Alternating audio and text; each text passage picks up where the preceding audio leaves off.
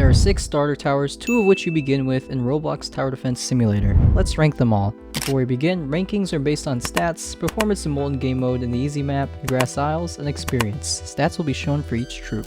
Starting off with the simple Scout. Scout is completely free in the lobby and only costs 200 to place in a match. Overall, Scout is widely used for beginner mode, but it starts to struggle in the late Molten mode. If you grind enough, you may be able to get its gold version, the better deal of this tower. It is a great starting tower, even being able to solo beginner's mode with just this tower alone, so we're gonna give it the B tier, and we're closer to a B+ for this one.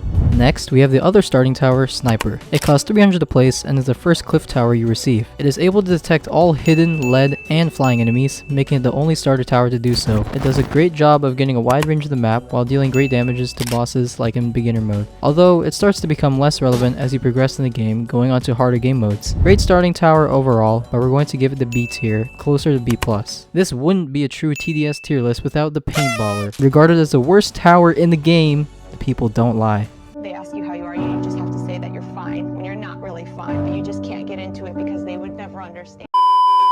Costing 150 coins, it has by far the highest cost per DPS ratio of all these towers and cannot get you far at all, even in beginners. This tower is not the greatest, but is one of the 2 starter towers that does offer splash damage. Personally, there's nothing else to be said. This goes in the F tier. The next splash starter tower the game offers you is the Demoman. Costing only 250 coins to unlock, this tower is not a bad deal at all. It is able to get you through crowds of enemies with ease and definitely can spice up your gameplay, quite literally. As you can see from its stats, it deals great damage even having hidden and lead detection. It may start to struggle in modes like Molten and Intermediate, but for its little costs, the tower is quite worth its cheap price. Therefore, we're going to put it into the B tier, leaning toward a B-.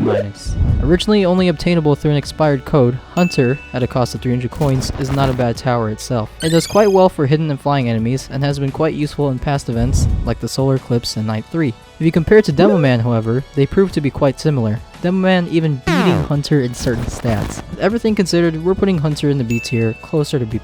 And last but not least, we have the Soldier.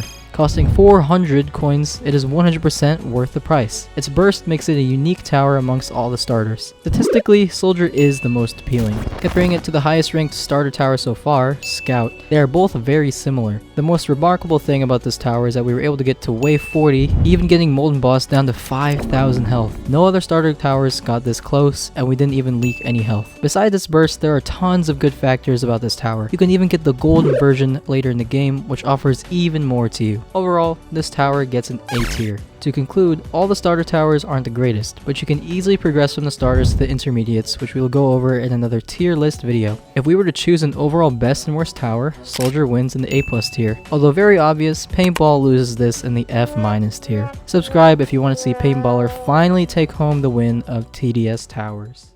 Wave 17, please, please, please, please, please. Yes, Wave 17.